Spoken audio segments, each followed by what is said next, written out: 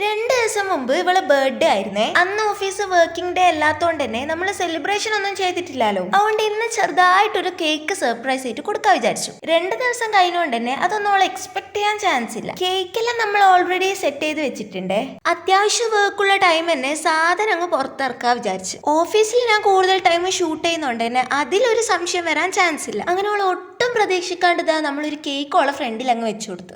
സംഭവം ചെറിയൊരു ഗിഫ്റ്റ് ആണെങ്കിലും ഓളെ ഫേസിൽ ഈ എക്സ്പ്രഷൻ കണ്ടായിരുന്നു നമ്മൾ ഹാപ്പിയായി. ഞാൻ പറഞ്ഞ പോലെ ഓഫീസിൽ വന്നിട്ട് നമ്മൾ കാര്യമായിട്ട് ആരുടെ ബർത്ത്ഡേ സെലിബ്രേറ്റ് ചെയ്യാത്തതുകൊണ്ട് നമ്മൾ ഇത് സെറ്റ് ചെയ്യുന്ന ഓള് വിചാരിക്കുന്നേ ഇല്ല. ഓൾറെഡി കേക്ക് കുറച്ചധികം നേരം പുറത്ത് വെച്ചിട്ടുണ്ടായത്.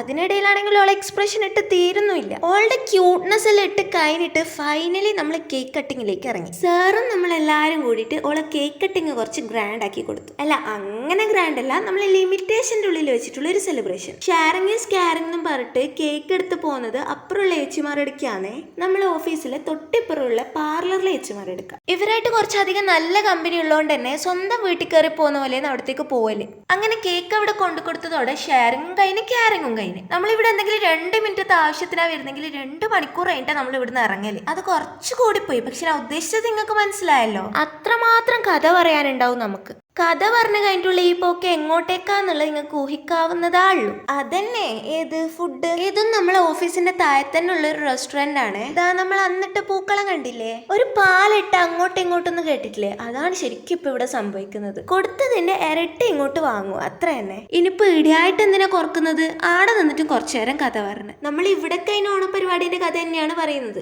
കഥ മാത്രം പറഞ്ഞിരുന്നാ മതിയാ, വീട്ടിൽ പോണ്ടേ. വർക്കൊക്കെ നമ്മൾ പെട്ടെന്ന് തന്നെ തീർത്തിട്ട് ഇറങ്ങി.